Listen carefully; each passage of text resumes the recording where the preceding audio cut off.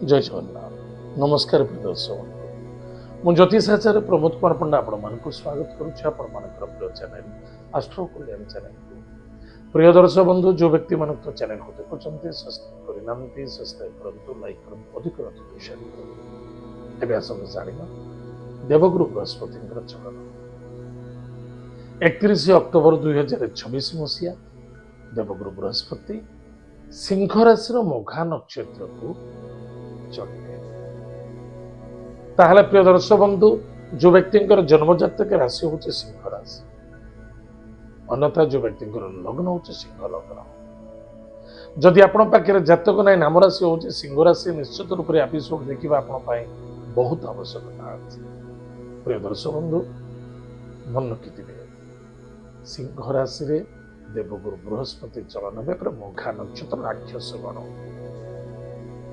ताले बृहस्पति कहले money power position successful energy एवं गुरु बृहस्पति ग्रह अन्यतर नाम है गुरु गुरु अर्थ है भारी वेट मुझे 20 केजी वेट संभाळुची मुंडे पारिबी जिनसटी बा कांधे पारिबी मते 50 किलो दिया जीव बेक सदा भांगी जीव गोड़ बालांस रही मानसिक व्यस्तता अस्तव्यस्तता देखा दब बस लोभ आसक्त मृत्युर कारक बनी प्रिय दर्शक बंधु जो व्यक्ति राशि हूँ सिंह राशि अन्यथा लग्न हूँ सिंह लग्न अन्यथा जातक ना नाम राशि हूँ सिंह राशि निश्चित रूप से मन रखिए वाणी को नियंत्रण रखिए वाणी कथा कहबार सहलता संयमता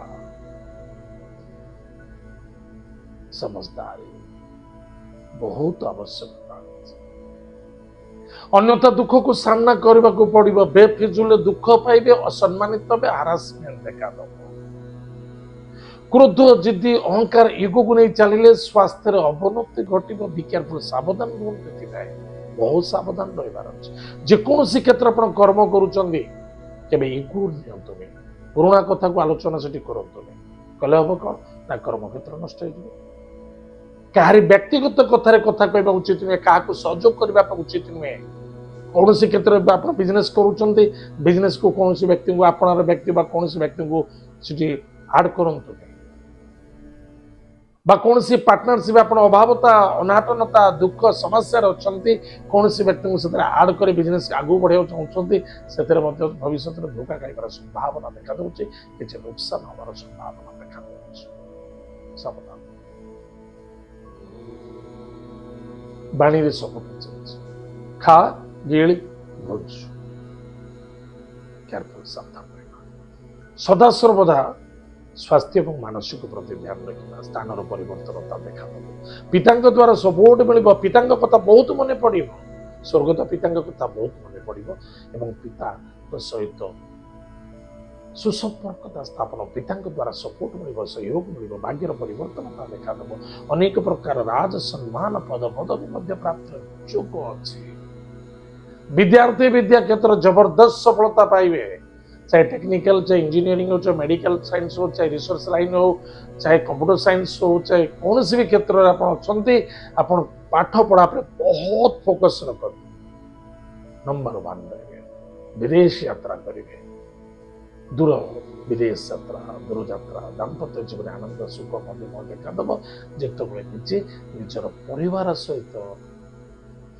समझदारी भितर रही सिंह राशि देवगुरु बृहस्पति अच्छा सप्तम भाव को दृष्टि देवे से राहु अच्छा आज्ञा वैदिक ज्योतिष शास्त्र कहे मुझे पानी रे पड़ी ओदा भी पानी जदि मो पर पड़ो मुझे ओदा मुझे पानी रे पड़ी ओदा भी मुझे समुद्र भीतर को गली ओदा भी समुद्र पानी जब मो पर छिटका पड़ा मुझे ओदा भी आगे राहु सहित देवगुरु बृहस्पति ज्योति सप्तम भाव अच्छा कौन सी नारी हूँ कौन सी व्यक्ति द्रव्य हो वस्तु पदार्थ किसी आशा रखा ना कौन सी महिला सहित आर्गुमेंट करवानी कौन सी पार्टनर सहित आर्गुमेंट करने उचित नुहे कौन सी व्यक्ति मत सहयोग कर सहित आर्गुमेंट के करें सी मो सहित करू सैट अत्यंत आवश्यकता अच्छे पति पत्नी मध्य स्वास्थ्य को नहीं बहुत बड़ चिंता देखा दब असंतुष्टता देखा दब चरित्र पर प्रभाव पड़ो ମଜବୁରି ମଜବୁରି କିଛି ନାହିଁ, କିଛି ମଜବୁରି ବୋଲି କିଛି ନାହିଁ। ବାଣୀ ହେଲା ନିୟନ୍ତ୍ରଣ ରଖିବେ। ଯଦି ଆପଣ ସିଂହ ଲଗ୍ନ ଅଛି ବା ସିଂହ ରାଶି ଥାଉ, ବାଣୀକୁ ନିୟନ୍ତ୍ରଣ ରଖିବେ, ବାଲାନ୍ସ କରିବେ, ବହୁତ ଇମ୍ପୋର୍ଟାଣ୍ଟ। ଏତଦ୍ ବ୍ୟତୀତ ଭାଗ୍ୟର ପରିବର୍ତ୍ତନ, ତା ଭାଗ୍ୟ କେମିତି ଆସିବ? କର୍ମ ଦ୍ୱାରା। ଭାଗ୍ୟ କୋଉଠି ଥୁଆ ହିଁ ନାହିଁ, ଆପଣ ଭାଗ୍ୟ ଆସି ଆପଣ ପାଖରେ ପହଞ୍ଚିବ। କର୍ମ, କର୍ତ୍ତବ୍ୟ, ନିଷ୍ଠା, ପବିତ୍ରତା, ଆଚାର, ବିଚାର, ଏହାକୁ ମିଶେଇଲେ ଗୋଟେ ଭାଗ୍ୟ କ୍ରିଏଟ ହୁଏ। ଏବଂ ଭାଗ୍ୟଟାକୁ ଆପଣ ପରିବର୍ତ୍ତନତା କେମିତି କରିବେ, କେମିତି ଆଗକୁ ବଢିବ, କେମିତି ସେଟା ଆପଣ କରିପାରିବେ। ଯେଉଁମାନେ ବିଦେଶ ଯାତ୍ରା କରୁଛନ୍ତି ବା ବିଦେଶରେ ଅଛନ୍ତି, ସ୍ୱାସ୍ଥ୍ୟ ପ୍ରତି ଧ୍ୟାନ ଦିଅନ୍ତୁ ଏବଂ କିଛି ସ୍ଥାନର ପରିବର୍ତ୍ତନତା ମଧ୍ୟ ଦେଖାଦେବ। ଯଦି କିଛି ଭଲ ଜବ୍ ମିଳୁଛି ବା ଭଲ କାମ ମିଳୁଛି, ଆପଣ ଚେଷ୍ଟା କରନ୍ତୁ, ଆପଣ ପାଇଁ ବହୁତ ଫରକ ଦେଖାଦେବ। ଦାମ୍ପତ୍ୟ ଜୀବନରେ ଟିକେ ଅଶାନ୍ତି ଓ ସନ୍ତୁଷ୍ଟତା ଦେଖାଦେବ। ପାର୍ଟନର ସହିତ ମୁଁ କହିସାରିଛି, କିଛି ବାଧା ଆସିବାର ସମ୍ଭାବନା ଦେଖାଯାଉଛି। ଭାଗ୍ୟର ପରିବର୍ତ୍ତନତା ନିଜ ହାତରେ ଅଛି, ତାହେଲେ ସୁଦୂର ଫାଇଦା ରହିବେ।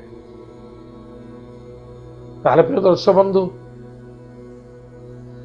ପ୍ରତିକାର ହେଉଛି ପ୍ରତ୍ୟେକ ଦିନ ପ୍ରାତଃ ସମୟରେ ସ୍ନାନାଦି କାର୍ଯ୍ୟ ସାରି ସୋହମ୍, এই মন্ত্রକୁ মেডিটেশন କରିବା। সোহম, সোহম, এই মন্ত্রକୁ 15 ରୁ 20 ମିନିଟ ପର୍ଯ୍ୟନ୍ତ ମେଡିଟେସନ କରିବା। ଆଖପାଖ ଘର ପାଖରେ ଯଦି ମହାଦେବ ମନ୍ଦିର ଅଛନ୍ତି, ନିଶ୍ଚିତ ରୂପରେ ମହାଦେବ ବୃଷଭଙ୍କ ପଛରେ ଠିଆ ହେଇ ହାତ ଯୋଡ଼ି ମହାଦେବଙ୍କୁ ପ୍ରାର୍ଥନା କରିବା, ପ୍ରଭୁ ମୋ ଉପରେ କୃପା ହେଉ। ପ୍ରତ୍ୟେକ ଗୁରୁବାର ଦିନ ବ୍ରହ୍ମ ମୁହୂର୍ତ୍ତ ବା ପ୍ରାତଃ ସମୟରେ ଉଠି 6ଟା ସୁଦ୍ଧା ଉଠି 1 ଲୋଟା ଜଳରେ ହଳଦୀ ଗୁଣ୍ଡ, କିଛି ଗୁଡ଼ ଏବଂ କିଛି ରାଶି ମିଶାଇ ଏବଂ ରକ୍ତ ଚନ୍ଦନ ମିଶାଇ, ଲାଲ ଫୁଲ ମିଶାଇ ବା ହଳଦିଆ ଫୁଲ ମିଳୁଛି ପକାନ୍ତୁ, ପୁଷ୍ପ ବୃକ୍ଷ ମୂଳେ ଦାନ କରନ୍ତୁ। କୌଣସି ବ୍ରାହ୍ମଣ ଦେବତାଙ୍କ ମନ୍ଦିରରେ ଯାଉଛନ୍ତି, ବ୍ରାହ୍ମଣ ଦେବତା ଅଛନ୍ତି, ତାଙ୍କୁ ମିଷ୍ଟାନ୍ନ ଦାନ କରନ୍ତୁ। କୌଣସି ଗୁରୁଜନ ବ୍ୟକ୍ତି ଅଛନ୍ତି, ତାଙ୍କୁ କେବେ ଉଲ୍ଲଂଘନ କରନ୍ତୁନି, ଅସମ୍ମାନିତ କରନ୍ତୁନି, ହାରାସମେଣ୍ଟ କରନ୍ତୁନି, ସେବା କରନ୍ତୁ, ଦାୟିତ୍ୱ ନିଅନ୍ତୁ। ଭଗବାନ ବିଷ୍ଣୁଙ୍କୁ ଅର୍ଚ୍ଚନା କରନ୍ତୁ। ପ୍ରତ୍ୟେକ ଦିନ ଗଜେନ୍ଦ୍ର ମୋକ୍ଷ ସ୍ତୋତ୍ରମ୍ ପାଠ କରନ୍ତୁ ଏବଂ ଯଦି ପାରୁଛନ୍ତି ହନୁମାନ ବଜ୍ରବାଣ ବା ହନୁମାନ ଚାଳିଶା ପାଠ କରନ୍ତୁ। ନିଶ୍ଚିତ ରୂପରେ ସେଫ୍ଟି ଆଣ୍ଡ ସିକ୍ୟୁର ଦେଖାନ୍ତୁ। ମହିଳାମାନେ ମସ୍ତକରେ ବଡ଼ ସିନ୍ଦୁର ଟିପା ଲଗାନ୍ତୁ, ପାଣି ଚୁଡ଼ି ଧାରଣ କରନ୍ତୁ। ମୁଁ ଦେଖିଛି ବହୁତ ମହିଳାମାନେ ଅଛନ୍ତି